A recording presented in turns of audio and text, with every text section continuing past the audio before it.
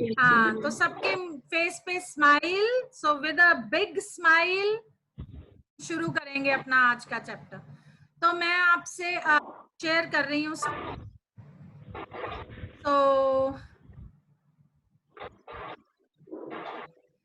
हाँ जी, मेरी स्क्रीन दिख रही है बेटा? हाँ, तो ये बेटा आपकी बुक का chapter metal ligand bonding in transition metal complexes, right? In metal complexes, right? So अब जो बच्चे लेट एडमिट होते हैं ना, उनकी बड़ी प्रॉब्लम है, ये बीच बीच में आना ही है ऐसा।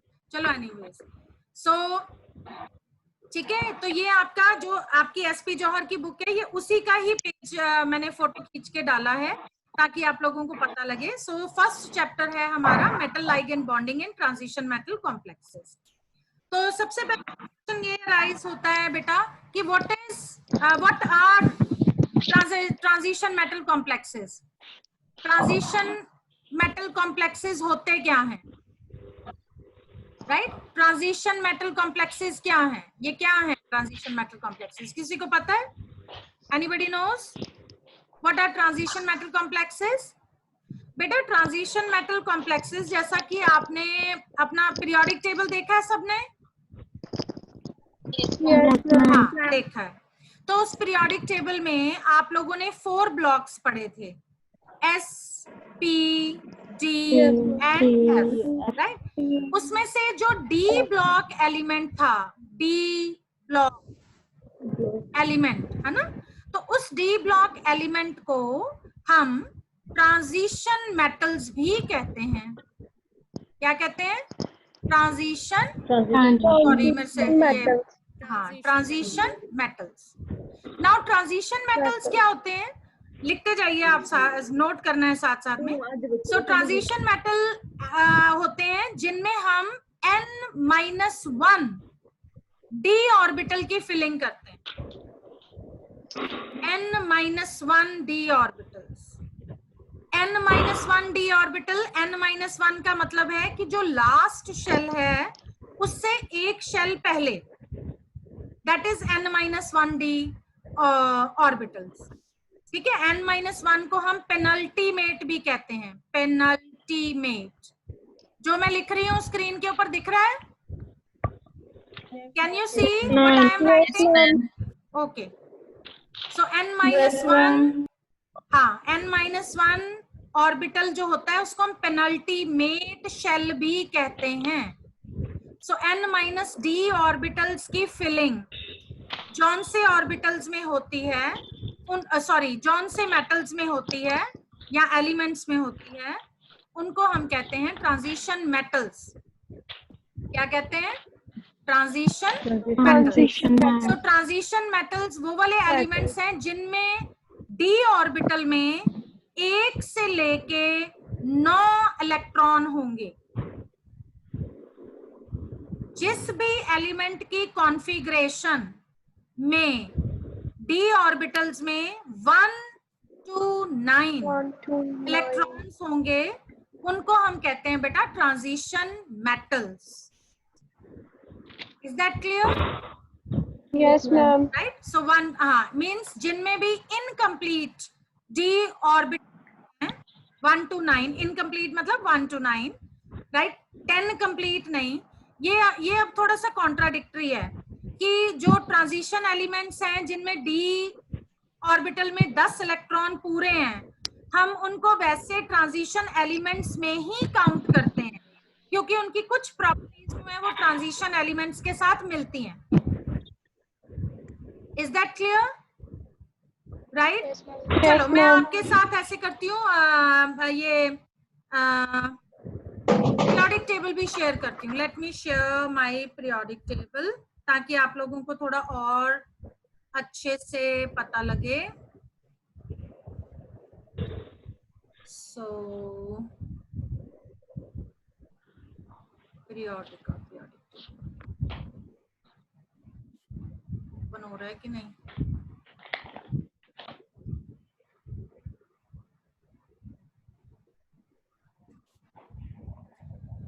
या ठहरो,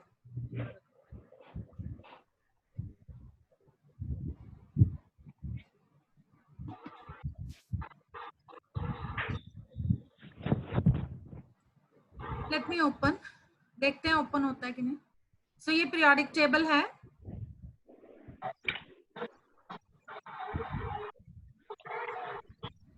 नहीं, अभी डाउनलोड नहीं हुआ। चलो मैं आपको इंटरनेट से करती हूँ। वैसे पीरियोडिक टेबल आपने देखा हुआ है? पीरियोडिक टेबल सबको पता है ना बेटा? Yes, ma'am. Yes, ma'am.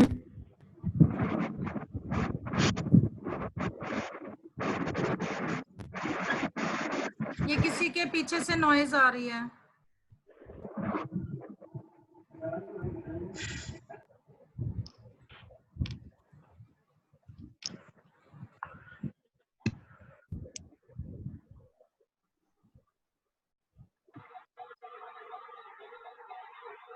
तो आजकल तो बहुत ही अच्छा है कि बस एक चीज आप टाइप करिए गूगल पे और वो चीज जो है आपके सामने खुल जाती है।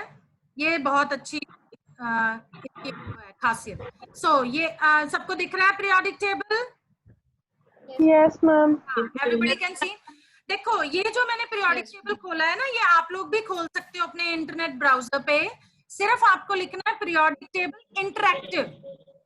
इंटरैक्टिव का मतलब है कि वो टेबल जो है वो सिमुलेटेड टेबल खुलेगा और आप जिस भी एलिमेंट के ऊपर बेटा क्लिक करोगे ना, जैसे फॉर एग्जांपल ये देखो मेरा कर्सर दिख रहा है स्कैंडियम के ऊपर।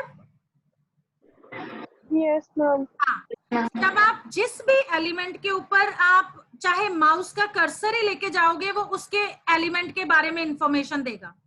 ये देखो जब स्कैंडियम के ऊपर रखा माउस, तो वो स्कैंडियम की सारी इंफॉर्मेशन दे रहा है कि आइसोटोप, सॉरी स्कैंडियम की आइसोटोप, उसका सिंबल, उसकी कॉन्फ़िगरेशन, उसकी डेंसिटी, उसकी फर्स्ट आयोनाइजेशन एनर्जी। और जब आप इसको क्लिक करोगे स्कैंडियम, ये मैं आपके साथ लिंक शेयर कर दूंगी। तो जैसे स्कैंडियम के ऊपर बेटा देखो क्लिक किया, उसने इसकी स्कैंडियम की सारी इंफॉर्मेशन आपके सामने खोल के रख दी। डिस्कवरी कब हुई थी? 1879। डिस्कवर किया, उसका नाम, ओरिजिन, इसके एलोट्रॉप्स, ग्रुप कौन सा है, पीरियड कौन सा है, ब्लॉक, एटॉमिक नंबर एक्सेट्रा। ठीक है, और भी आप इसके बारे में मेल्टिंग पॉइंट, बॉइलिंग पॉइंट, ये सारा आपके सामने आ जाएगा। और इवन यूजेस एंड प्रॉपर्टीज, मतलब जो कुछ भी आप चाहते हो इसकी इंफॉर्मेशन, उसके ऊपर आप क्लिक करोगे तो वो इंफॉर्मेशन आपके सामने आ जाएगी। ठीक है, तो आजकल ये इंटरैक्टिव पीरियोडिक टेबल है। आपको वो पुराने अपनी किताब वाले पीरियोडिक टेबल खोल के उसको याद करने की जरूरत नहीं है। आपको ये पीरियोडिक टेबल खोलो, उस एलिमेंट के ऊपर क्लिक करो और उस एलिमेंट की सारी इंफॉर्मेशन आपके पास आ जाए। Is that clear? राइट? तो जैसे कि मैं बता रही थी, सो ये पीरियोडिक टेबल है हमारे सामने। सो थोड़ा सा मैं आपको पिछला बता रही हूँ, अभी हमारा असली नहीं शुरू हुआ। सो इसमें आप देख रहे हो ये जो है ये वाला part, so this is S block elements. बहुत लेट बच्चे ज्वाइन कर रहे हैं, that's very bad. Okay, so S block, और ये जो पार्ट है यहां से स्कैंडियम और यहां से लेके ये पूरा डब्बा, this is transition elements, sorry these are transition elements. So ये ट्रांजिशन, राइट? इन ट्रांजिशन मेटल्स की हमने बॉन्डिंग के बारे में पढ़ना है। इनकी ट्रांजिशन एलिमेंट्स की लाइगेंड्स के साथ बॉन्डिंग को जब वो complete. Is that clear? So I will stop sharing. Yes, ma'am. Okay, मैं वापस अपने उस पे आती हूँ। यस, ये पेज मैं डिस्कस कर रही थी आपके साथ। सो ये आपकी बुक का पेज है, metal ligand bonding in transition metal complexes, right? तो इसमें थोड़ी सी उसने पहले हिस्ट्री दे रखी है, वो आपको रीड कर लेना। अपने सेक्शन में वर्नर्स कोऑर्डिनेशन थ्योरी पढ़ी थी। सेकेंड ईयर में आपके पास इनऑर्गेनिक में कोऑर्डिनेशन कंपाउंड्स वाला पूरा चैप्टर था। था ना बेटा? Yes, ma'am. हाँ, तो उसमें आपने वर्नर्स कोऑर्डिनेशन थ्योरी पढ़ी थी, राइट? तो उसमें उसकी इंफॉर्मेशन दे रखी है। और जब उसमें एक चीज और भी पढ़ी थी, EAN rule.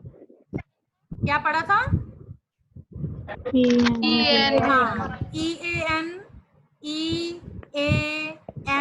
Rule, effective atomic number rule. So यहाँ पे लिखा हुआ है, ये है effective atomic number rule. So effective atomic number rule क्या था?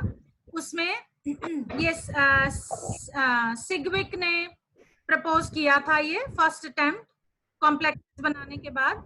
सो he suggested that metal ion और एटम एक्सेप्ट्स इलेक्ट्रॉन पेयर्स। अगर आपको नहीं दिख रहा, मैं जूम कर देती हूँ। Let me zoom it.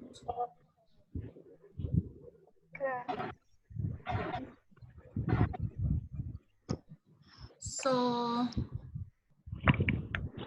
दिख रहा है बेटा? अब दिख रहा है? Yes, ma'am. अब बड़ा हो गया, अब देख लो। सो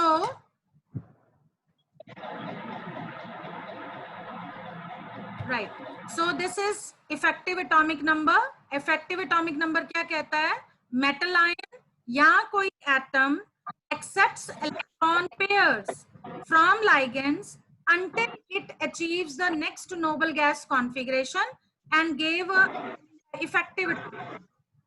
यानी कि कोई मेटल किसी लाइगेंड से तब तक इलेक्ट्रॉन पेयर लेता है जब तक कि उसका जो ऑक्टेट है, यानी कि उसका जो उसकी जो कॉन्फ़िगरेशन है वो नेक्स्ट नोबल गैस कॉन्फ़िगरेशन के बराबर ना हो जाए।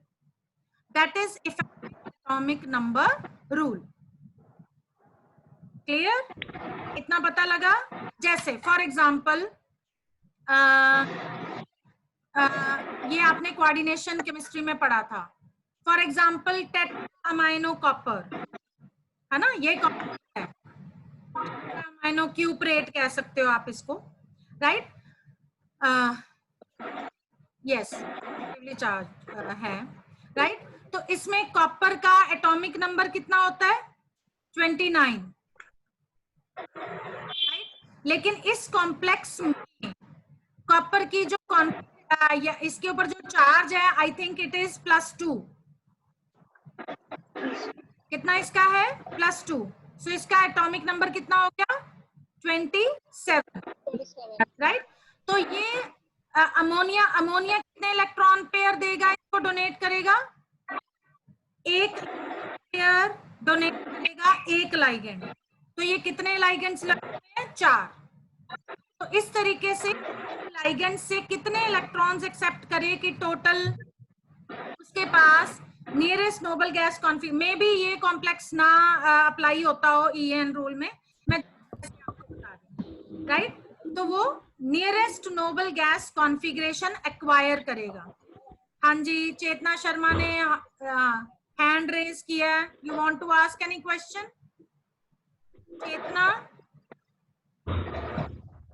चेतना, you want to ask any question? ये जो रेज हैंड की ऑप्शन है, ये आप तब कर सकते हो अगर आपको कोई क्वेश्चन पूछना है। So she raise the hand but now she is not speaking. चलो, एनीवेज, ठीक है। So EAN rule means effective atomic number rule, जो आपने सेकेंड ईयर में पढ़ा था कि जो मेटल लाइगेंड कॉम्प्लेक्सेस हैं उसमें girls please stop annotating. Let me disable participants annotation. ठीक है, so that is EAN rule. इसको कोई इतना वो आप लेने की जरूरत नहीं है, बिकॉज ये आप पिछले साल पढ़ चुके हो कि मेटल कॉम्प्लेक्सेस ज्यादातर वो वाले स्टेबल होते हैं जो EAN रूल को फॉलो करते हैं। यानी effective atomic number means every metal complex tries to acquire nearest noble gas configuration, right? Xenon, krypton की 36 होती है, तो अगर कोई कॉम्प्लेक्स बन रहा है, टोटल नंबर ऑफ इलेक्ट्रॉन कितने होने चाहिए? 36। ठीक है, चलो, लेकिन बहुत सारी इस थ्योरी में भी बहुत सारे फंडामेंटल बेसिस को मिसिंग थे, इसलिए नई थ्योरीज प्रपोज की गई। ये देखिए नीचे, with advances in theory of chemical bonding, 3 modern theories of bonding in transition metal complexes have been developed. तो नई थ्योरीज आई, पहली तो ये है वैलेंस बॉन्ड थ्योरी EAN के बाद, दूसरी क्रिस्टल फील्ड थ्योरी, तीसरी molecular orbital theory. Valence bond theory आप लोगों ने सेकेंड ईयर में पढ़ी है, लेकिन मैं फिर भी इसको थोड़ा सा टच अप करूंगी। और जो मेन हमारा इस चैप्टर का टॉपिक है that is crystal field theory. And molecular orbital theory जो है उसको just that is in brief, जो कि आप हायर क्लासेस में जाके, MSc की क्लासेस में जाके मॉलिक्यूलर ऑर्बिटल थ्योरी के बारे में पढ़ोगे, राइट? तो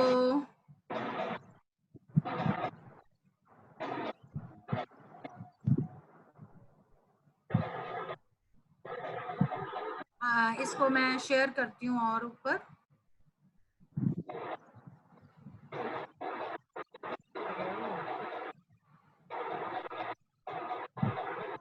सो जूम आउट करके, सो नाउ नेक्स्ट है, क्योंकि मैंने आपको फील्ड थ्योरी बतानी है, तो नेक्स्ट इसमें आ गया limitations of valence bond theory.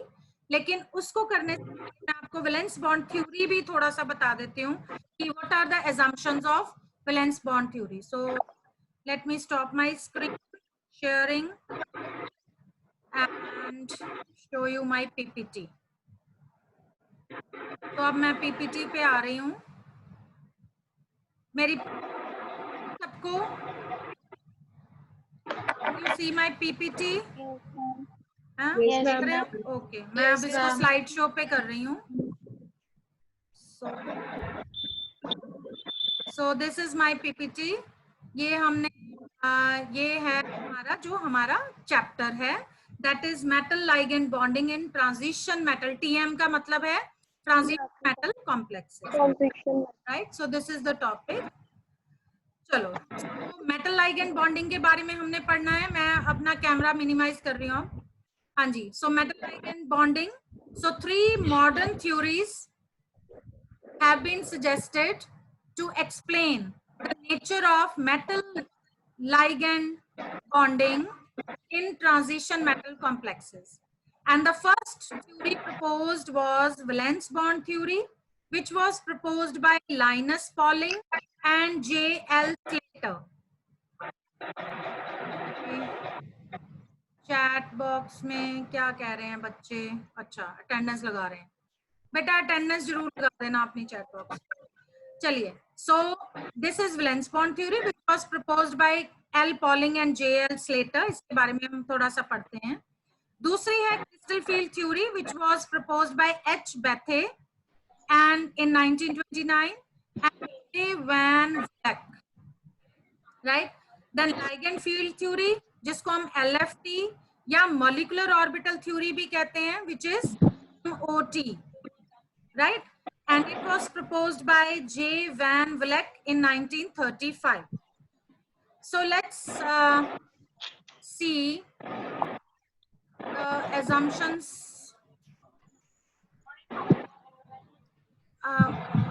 So let's study about the assumptions of valence bond theory. So valence bond theory के assumptions का मतलब होता है बेटा main points. Assumptions means, what do you mean by assumptions? Main points, main postulates. So पहला assumption है the ligand metal bond in a coordination complex is covalent in nature. यानी कि बॉन्ड थ्योरी के अकॉर्डिंगली जो metal ligand bond है coordination complex covalent होता है। Covalent मतलब बाय शेयरिंग ऑफ इलेक्ट्रॉन्स जो बॉन्ड बनता है, and it is formed by sharing of electrons provided by the ligand. यानी कि वो electron bond of electron I mean sorry pair of electrons कौन शेयर करता है?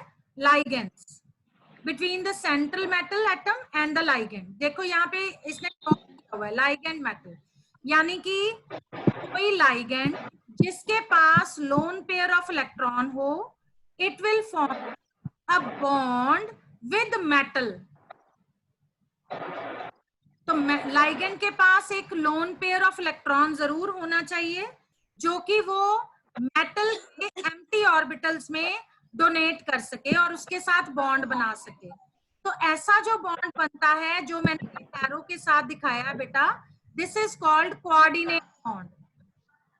इसको हम क्या कहते हैं?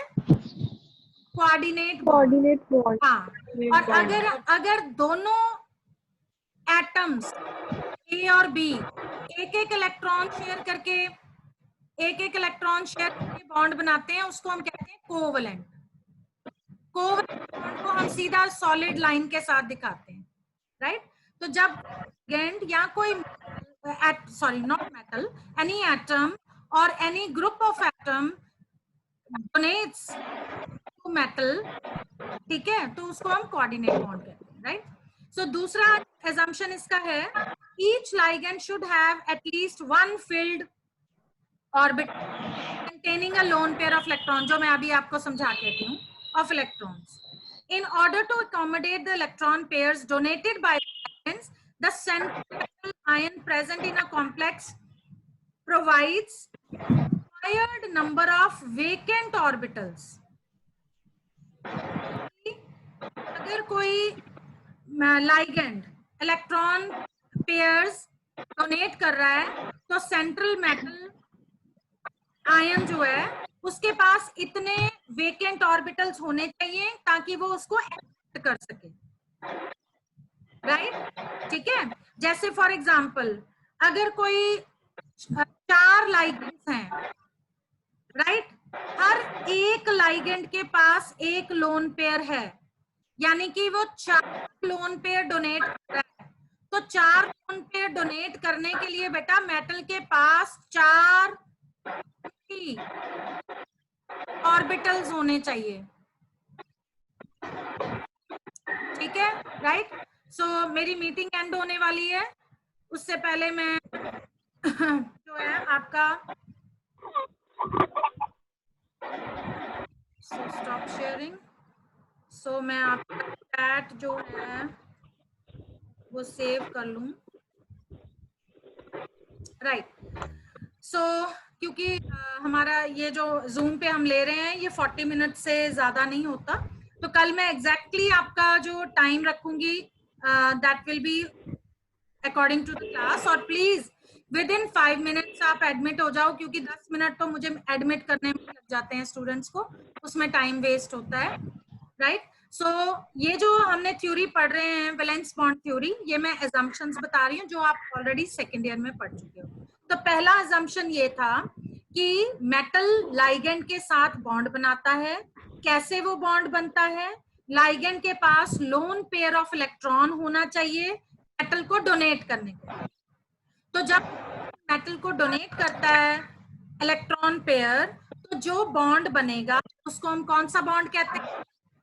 बताया था, हाँ, कोऑर्डिनेट बॉन्ड। वेरी गुड, शाबाश, राइट? आप चैट बॉक्स में भी लिख सकते हो, मैं वहां से भी देख सकती हूँ कि कौन कौन सा बचा, क्योंकि सारे कई बार नहीं बोल सकते। चैट बॉक्स में जरूर लिख दिया करो मेरे आंसर का जवाब, सॉरी मेरे क्वेश्चन का जवाब, आंसर का जवाब थोड़ी होता, राइट? ठीक है, सो कोऑर्डिनेट बॉन्ड बनता है। दूसरा assumption जो हमने पढ़ा वो ये था कि लाइगेंड्स, कितने लाइगेंड्स इलेक्ट्रॉन पेयर डोनेट कर रहे हैं सेंट्रल मेटल एटम को, उस सेंट्रल एटम के पास उतने वेकेंट ऑर्बिटल होने चाहिए। समझ में आया? अगर सपोज 4 लाइगेंड्स हैं तो उस मेटल के पास जिसके साथ उसने बॉन्ड बनाना है उसके पास 4 एम्प्टी या वेकेंट ऑर्बिटल होने चाहिए उन इलेक्ट्रॉन पेयर को एक्सेप्ट करने के लिए। Is that clear? ठीक है, राइट? Yes, चलो मैं दोबारा से शेयर करती हूँ, अगर बीच में मीटिंग एंड होगी तो हम कल वहां से कंटिन्यू कर लेंगे। सो लेट मी शेयर अगेन, ठीक है?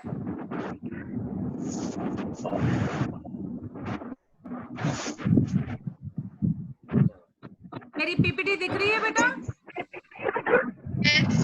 Yes, ma'am. Yes, ma'am. ये आगे क्यों नहीं जा रही?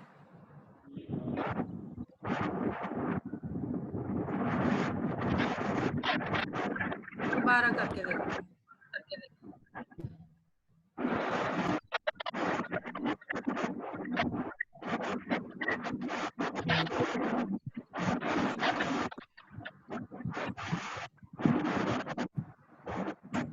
हाँ जी, दोबारा कर लेती हूँ शेयर। चलो, सो यहाँ पे हम थे, राइट? सो सेकंड हमारा ये था, each ligand should have at least one filled orbital containing lone pair. और तीसरा ये भी हम कर चुके हैं, आगे चलते हैं। नेक्स्ट पॉइंट है, these vacant orbitals of central metal atom undergo hybridization। यानी कि ये जो सेंट्रल मेटल एटम है, इसके पास जो सेंट्रल मेटल एटम है, इसके पास जो वेकेंट डी ऑर्बिटल्स हैं, वो उनके क्या होनी चाहिए? Hybridization. They should undergo hybridization. For example, अगर किसी सेंट्रल मेटल एटम के पास s p d ऑर्बिटल्स हैं, राइट? ठीक है, तो उसमें क्या होगा? उसकी हाइब्रिडाइजेशन होगी। फॉर एग्जांपल, अगर किसी मेटल एटम को 4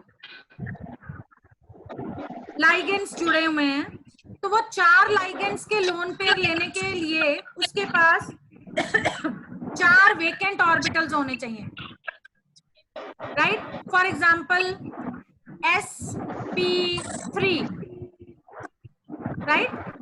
तो उस मेटल के पास अगर s ऑर्बिटल वेकेंट है और 3 p ऑर्बिटल वेकेंट है, तो वो आपस में हाइब्रिडाइज करके 4 sp3 हाइब्रिड ऑर्बिटल्स बन जाएंगे, और इन 4 sp3 हाइब्रिड ऑर्बिटल्स में फिर वो लाइगेंड अपना लोन पेयर डोनेट करेगा।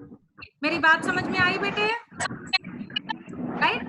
सो वेकेंट ऑर्बिटल्स जो हैं किसी मेटल एटम के पास, वो ऑर्बिटल्स आपस में हाइब्रिडाइज करते हैं, and the process of mixing of atomic orbitals of comparable energy to form equal number of new orbitals are called hybridized orbitals with same energy। जैसे मैंने अभी ये एग्जांपल बताया, सपोज किसी मेटल के पास एक s ऑर्बिटल है और 3 p ऑर्बिटल्स हैं, तो ये आपस में इंटरमिक्स करके 4 sp3 हाइब्रिड ऑर्बिटल्स बनाएंगे, राइट? अगला पॉस्टुलेट है, किसी का ना पीछे से बहुत वॉइस आ रही है, प्लीज। द वेकेंट हाइब्रिडाइज्ड, अगला postulate, the vacant hybridized orbitals of central metal ion linearly overlap with filled orbitals of the ligands to form coordinate covalent sigma bonds। इसका क्या मतलब है? सपोज ये लाइगेंड है, इसके पास अगर filled orbital है having lone pair, तो ये मेटल के empty orbital के साथ, ये empty है, ये filled है, ये filled है, लाइगेंड का फील्ड ऑर्बिटल, ठीक है, और मेटल का, ये मेटल मैंने बीच में एम लिखा है, ये एम्प्टी ऑर्बिटल है। तो लीनियर का मतलब होता है हेड ऑन, तो यहां से ये वाला ओवरलैप करेगा इसके साथ, यानी कि ऐसे यहां से ओवरलैपिंग होगी। तो जहां से ओवरलैपिंग होगी, ये लाइगेंड है, ये मेटल का ऑर्बिटल है, तो यहां से ये दोनों ऑर्बिटल्स की ओवरलैपिंग हुई, और ये जो बॉन्ड बना, दिस इज कोऑर्डिनेट बॉन्ड, क्योंकि लाइगेंड ने मेटल को इलेक्ट्रॉन डोनेट किए। ये जो मैं कुछ बना रही हूँ, एरोस दिखा रही हूँ, आपको दिख रहे हैं बेटा? ओके ओके, साथ साथ में बनाते भी जाओ, ड्रॉ भी करो जो मैं कर रही हूँ, राइट? सो लाइगेंड का एम्प्टी ऑर्बिटल, सॉरी लाइगेंड का फील्ड ऑर्बिटल और मेटल का एम्प्टी ऑर्बिटल, तो ये इस तरह से लीनियरली यहाँ पे ओवरलैपिंग होगी, जिस पोर्शन पे ओवरलैपिंग होगी वहां बॉन्ड बनता है, and this is known as coordinate covalent sigma bond. ये सिग्मा बॉन्ड बन गया, यानी L और M के बीच में ये जो बॉन्ड है जिसको हम एरो से दिखाते हैं, this is a sigma bond. Next postulate है hybrid orbitals are directional and their orientation in space gives a definite geometry to complex ion। यानी कि ये डायरेक्शनल होते हैं, यानी कि इन बॉन्ड्स की प्रॉपर डायरेक्शन होगी और उसकी वजह से ही जो कॉम्प्लेक्स बनेगा मेटल और लाइगेंड के बीच में उसकी कोई ना कोई ज्योमेट्री होगी। फॉर एग्जाम्पल अगर ये मैं ले लूं एक मेटल और इसके साथ अगर ये 4 लाइगेंड जुड़ जाएंगे तो इनकी बेटा प्रॉपर ओरिएंटेशन होगी, और अगर ये इस तरीके से जुड़े हुए हैं 4 लाइगेंड तो इसकी जो ज्योमेट्री बनेगी इसको हम कहते हैं स्क्वायर प्लेनर। पढ़ी हुई है आप लोगों ने पिछले साल, पढ़ी है ना?